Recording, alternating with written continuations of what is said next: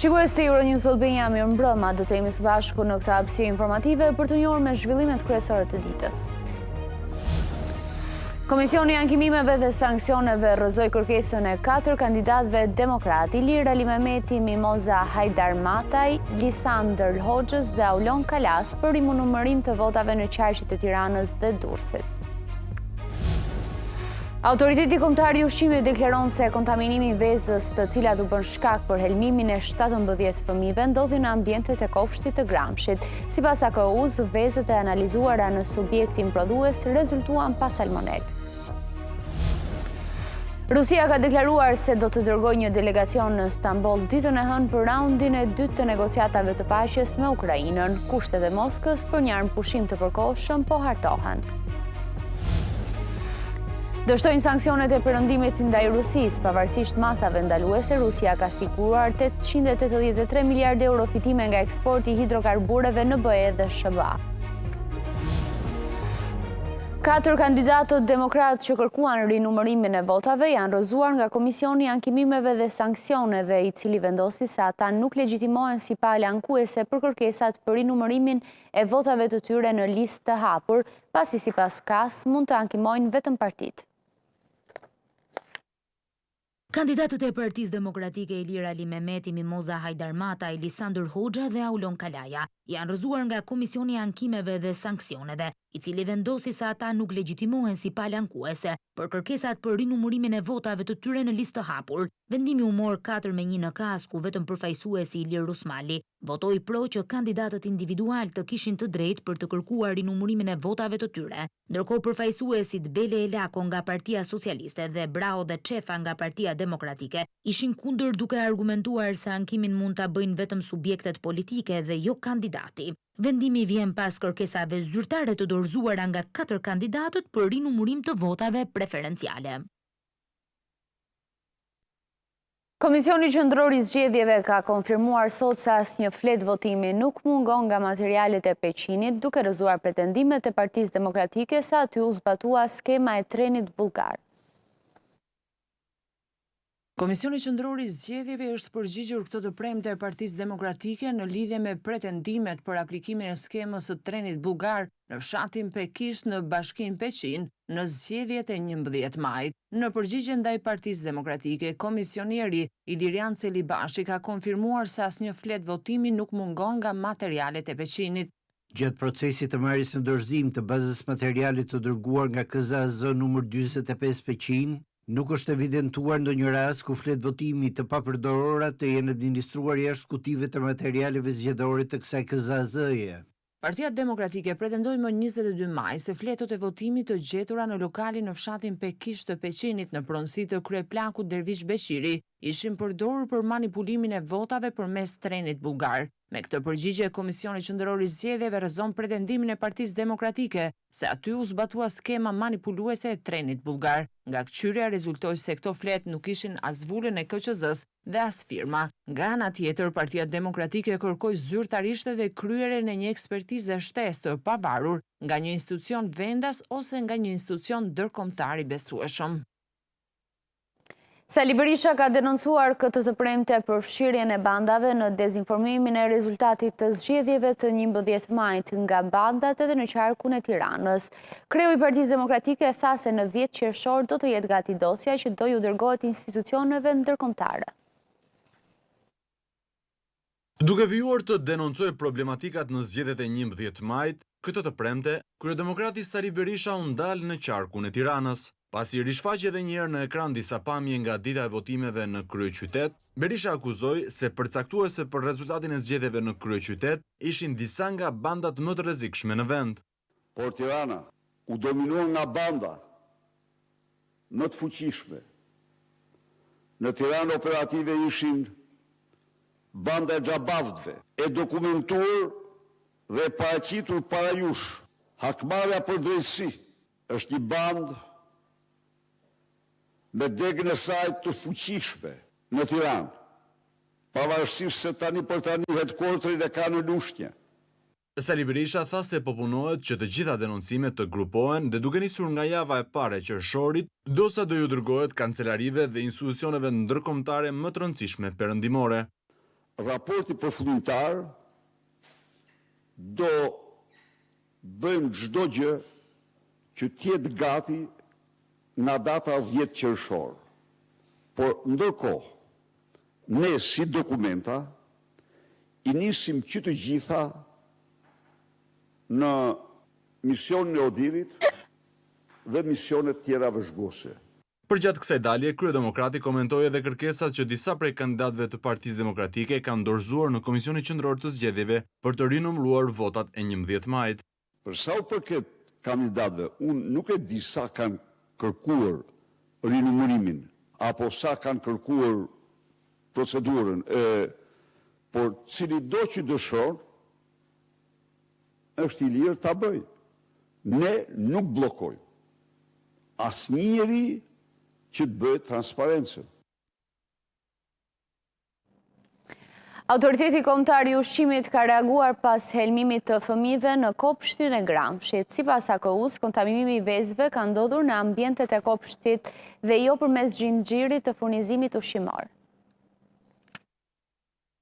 Autoriteti kombëtar i ushqimit ka reaguar pas publikimeve dhe shqetësimeve të ngritura për rastin e raportuar të salmonelës në kopshin numër 1 të qytetit të Gramshit. Në një reagim zyrtar, AKU sqaron se kontaminimi nuk ka ardhur nga produkti ushqimor, por nga faktorë të tjerë të brendshëm në ambientet e institucionit. AKU thot se mostrat e vezëve të marra në fermën prodhuese kanë rezultuar negative për salmonel, ndërsa mostrat e marra brenda kopshit numër 1 ka rezultuar pozitive për salmonel, duke treguar qartë se kontaminimi ka ndodhur brenda ambienteve të kopshit, jo përmes zinxhirit të furnizimit ushqimor.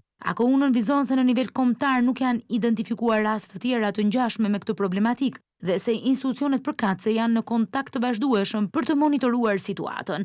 Autoriteti ka reaguar gjithashtu ndaj dezinformimit në rrjetet sociale, duke theksuar se informacionet e përhapura në kundërshtim me rezultatet zyrtare përbëjnë rrezik për alarm publik të panevojshëm. Helmimi i fëmijëve të kopshit në Gramsh ka ndodhur më 20 maj dhe ngjarja është mbajtur e fshehur deri më 25 maj, ku prindrit e fëmijëve denoncuan në rrjetet sociale. Institucionet janë vënë në lëvizje për të kryer analizat vetëm pas denoncimit të prindërve. Deri më tani, Instituti i Shëndetit Publik ka konfirmuar infektim me salmonel të 17 fëmijëve, ndërsa në total janë marrë 79 mostra.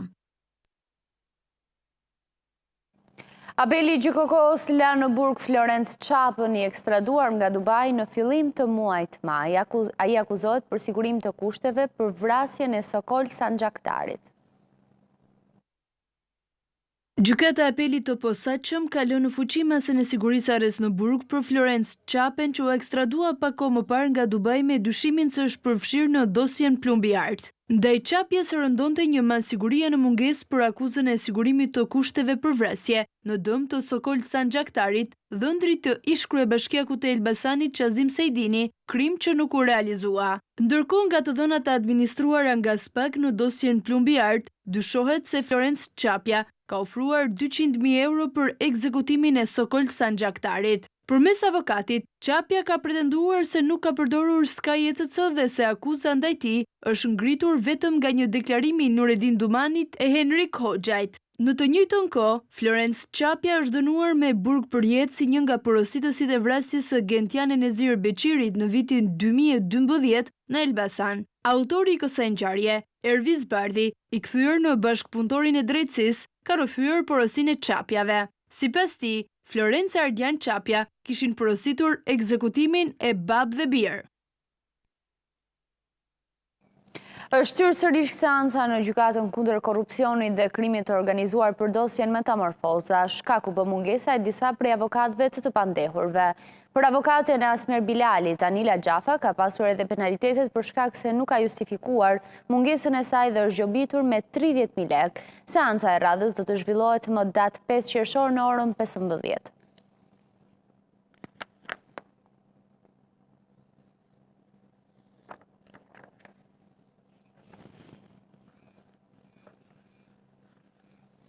Qytetarë të moshës 18 deri në 65 vjeç mund të ndihmojnë në mbarvajtjen e rendit dhe trafikut. Një vendim i qeverisë u jep atyre të drejtën për të kryer vullnetarisht një sër shërbimesh në ndihmë të komunitetit, përfshirë edhe administrimin e provave në një vend ngjarje apo aksident. Nëse i përket grup moshës 18 deri në 65 vjeç, mund të ndihmosh në mbarvajtjen e rendit dhe të mirës publike në komunitet. Angazhimi është vullnetar dhe çdo individ mund të bëhet pjesë e nismës për 25 orë në javë. Puna e çdo individi do të bazohet tek përmirësimi i sigurisë dhe në shumicën e rasteve ai do të qëndrojë me një inspektor, punonjës rendi apo polic rrugor. Shërbimet janë të shumta që nga garantimi i rendit në koncerte, ndeshje sportive, tubime, mbarvajtja e trafikut, siguria në perimetrin e shkollave, operacionet e kërkim shpëtimit apo edhe raportimet për vjedhje e ndërtime të paligjshme. Vendimi është marrë këtë javë nga qeveria, por brenda tij ka edhe një shërbim që mund të ngjallë diskutim, teksa citohet se polici vullnetar mund të marrë kompetencë në sigurimin e vendngjarjeve të ndryshme, ruajtjen e provave, identifikimin dhe marrjen në pyetje të dëshmitarëve, si dhe çdo veprim tjetër që ndihmon hetimet dhe garanton integritetin e procesit hetimor. Por të bërë pjesë e këtij angazhimi, individët e interesuar dorëzojnë dokumentet që kërkohen në drejtorinë vendore të policisë dhe nëse përzgjidhen, lidhin kontratën e vullnetarizimit brenda kësaj drejtorie. Në prag të 31 maj, ditës botërore kundër duhanit, ekspertët shqiptar ngrejnë shqetësimin se numri i duhanpirësve është në rritje e bashkëmetohet dhe sëmundjet kancerogjene. 38% e popullsisë shqiptare është duhanpirëse. Në kuadër të 31 maj, ditës botërore kundër duhanit, eksperti Roland Shuperka, një ndër hartuesit e ligjit, thotë se në vendin ton zbatueshmëria ka dështuar. Qëndrojmë në shtetet në krye të renditjes për pirje të lartë të duhanit. Aktualisht kemi një jo zbatim të rregullt të ndalimit duhanpirës në ambientet e mbyllura publike. Duke ju referuar vendeve europiana, i thotë se qeveria shqiptare duhet të fokusohet tek reduktimi i dëmit shëndetësor, pasi ky niveli konsumimit të duhanit po rrit sëmundshmërinë në popullat. Një pjesë e kanë lënë dhe janë rikthyer përsëri, një pjesë tjetër nuk duan ta lënë. Atëherë ne këta nuk do t'i vështrojmë që do sëmurë dhe do të shkojnë drejt një jete të rrezikshme, një plakje të me sëmundshmëri dhe njëkohësisht me vdekje të parakosh. Atëherë çfarë rekomandon? Reduktim dëmi.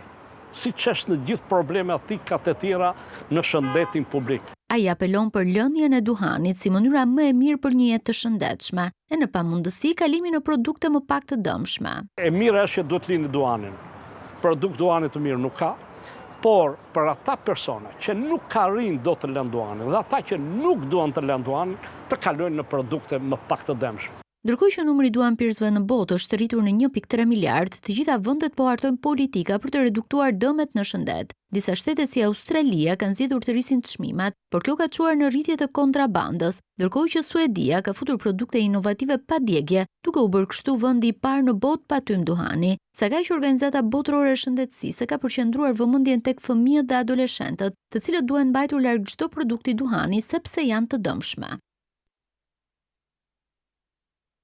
Partia Demokratike e Kosovës ka nisur betejën ligjore kundër vendimit për zyrës rregullatorit të energjisë për dalje në treg të hapur të 1300 bizneseve nga data 1 qershor.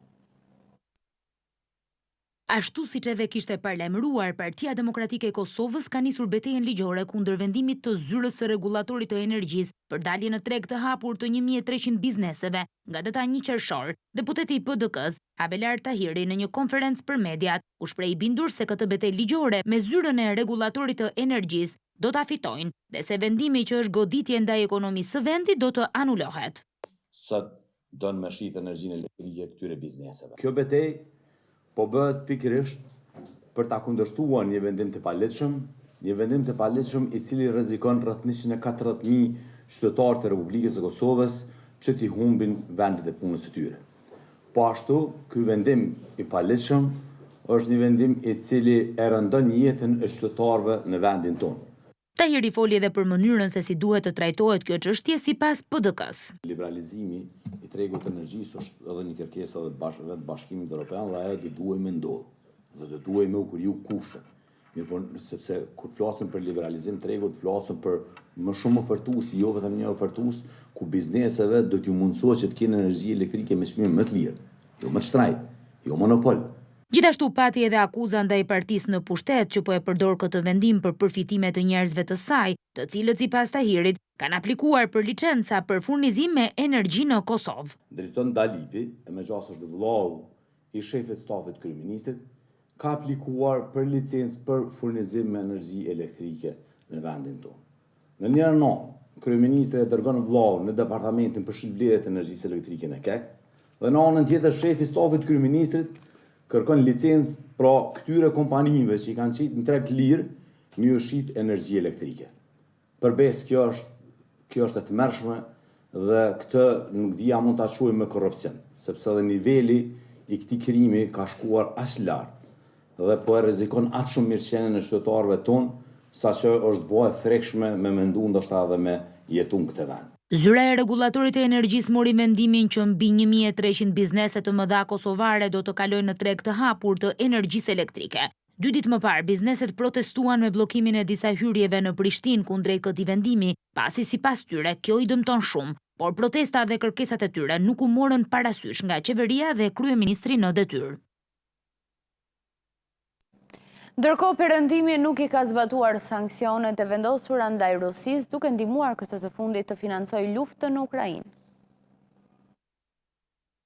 Rusia ka vazhduar të fitojë miliarda euro nga eksporti i karburanteve fosile në Perëndim, i cili në këtë mënyrë ka ndihmuar në financimin e luftës në Ukrainë, që ka hyrë në vitin e 4. Që nga nisja e pushtimit, në shkurt të 2022-shit, Rusia ka siguruar 3 herë më shumë të ardhura duke eksportuar hidrokarbure, krahasuar me ndihmat që ka marrë Ukraina nga aleatët e saj. Aktivistët thonë se qeveritë në Evropë dhe Amerikën e Veriut duhet të bëjnë më shumë për të parandaluar që nafta dhe gazi rus të financojnë luftën. Të ardhurat e siguruara nga shitja e hidrokarbureve janë jetike që Rusia të mbajë në jetë makineritë e saj luftarake. Nafta dhe gazi përbëjnë thuajse 1/3 e të ardhurave shtetërore të Rusisë dhe mbi 60% të eksporteve të vendit. Në fillim të pushtimit, aleatët e Ukrainës vendosën sanksione ndaj hidrokarbureve ruse, me Shtetet e Bashkuara dhe Britaninë e Madhe që ndaluan naftën dhe gazin, ndërkohë që BE-ja ndaloi vetëm importet e lëndëve të papërpunuara, por jo gazin. Por pavarësisht kësaj, deri më 29 maj, Rusia ka siguruar mbi 883 miliard euro të ardhura nga eksporti i karburanteve fosile, përfshirë 228 miliard nga vendet që kanë vendosur sanksionet, ka bërë të ditur Qendra për Studimin e Energjisë dhe Ajrit të Pastër. Pjesa e luanit nga shuma në fjalë, 209 miliard euro, erdhi nga vendet anëtare të Bashkimit Evropian. Gazi rus vazhdon të vërshojë në Evropë me sasi në rritje përmes Turqisë, duke shënuar një rritje me mbi 26% në muajt janar dhe shkurt të 2025-s, krahasuar me të njëjtën periudhë të 2024-s. Serbia dhe Rusia do të kryejnë një hetim të përbashkët për të zbuluar se si municionet e prodhuara nga Serbia arritën në Ukrainë. Rusia dhe Serbia do të nisin një hetim të përbashkët lidhur me mënyrën se si armët e prodhuara në territorin serb përfunduan në Ukrainë. Lajmi u bë i ditur nga presidenti Aleksandar Vučić një ditë pas akuzave të Moskës se po prodhon armë për luftën.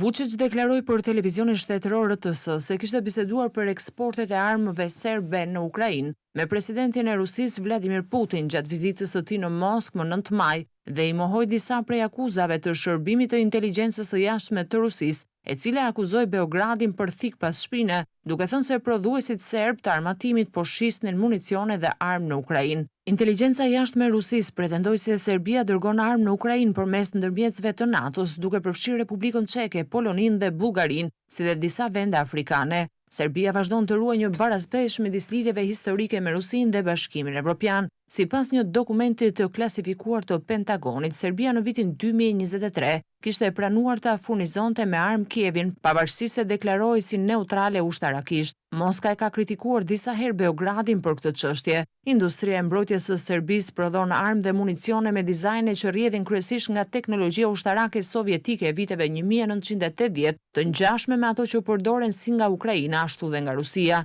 Megjithse Beogradi nuk ka pranuar t'i bashkohet Perëndimit për të vendosur sanksione kundër Rusisë për pushtimin e Ukrainës, ai ka dënuar politikat e Moskës në Kombet e Bashkuara. Vučić gjithashtu është takuar të paktën 3 herë me presidentin Ukrainas, Volodymyr Zelenskin. Hamasi po shqyrton draftin e fundit të ofruar nga Shtëpia e Bardhë për një armëpushim në Gaza, por insiston se ai favorizon Izraelin dhe nxit vdekjen e palestinezëve nga uria. Kjo është konfirmuar edhe nga OKB që ka deklaruar se Gaza është aktualisht territori më i uritur në botë. Lëvizja Islamike Hamasit ka deklaruar se po shqyrton planin e Shteteve të Bashkuara për armëpushim në Gaza, por ka nënvizuar se deri tani drafti nuk përmbush kërkesat thelbësore të saj. Detajet e planit nuk janë publikuar, por eksponenti i lartë i grupit militant, Sami Abu Zuhri, ka deklaruar se ai favorizon pozicionin e Izraelit dhe nuk çon në fundin e luftës, as në tërheqjen e trupave hebraike nga Gaza dhe as garanton hyrjen e ndihmave në territor. Pra në thelb, kjo do të thot vazhdimi i pushtimit dhe vazhdim të vrasjeve dhe krizës suris, ka thënë ndërkohë Basem Naim, një tjetër figurë e rëndësishme e Hamasit. Nga ana e tyre, Shtetet e Bashkuara kanë deklaruar se Izraeli e ka nënshkruar planin që sipas Shtëpisë së Bardhë propozon një armëpushim 60 ditor dhe lirimin e pengjeve izraelite në kombim të burgosurve palestinez. Sidoqoftë, Shteti Hebre nuk ka bërë ende një konfirmim. Armëpushimi i mëparshëm 2 mujor dështoi në muajin mars, kur Izraeli vendosi një blokadë totale në Gaza dhe rifilloi ofensivën ushtarake. Që prej atëherë rreth 4.000 persona janë vrarë në enklavën palestineze, sipas Ministrisë së Shëndetësisë të menaxhuar nga Hamasi. Nga ana e tij, Shteti Hebrej insiston se po vepron për ta shkatëruar grupin militant dhe për t'i kthyer në shtëpi pengjet. Por shefi i Agjencisë Humanitare të OKB-s, Tom Fletcher, ka deklaruar se Izraeli po i detyron banorët në Gaza të vdesin nga uria. Në një intervistë me BBC-n, Fletcher ka thënë se blokada e ndihmave ka çuar në një ndryshim të qasjes së ndërkombëtare sa i takon konfliktit. Kjo ishte gjithçka e përgatitur për këtë edicion informativ. Ju kujtoj që për lajmet e fundit, nga vendi, rauni dhe bota, shkarkuni aplikacionin Euronews.al në App Store dhe Google Play. Bashkë do të ndajemi këtu, natën e mirë.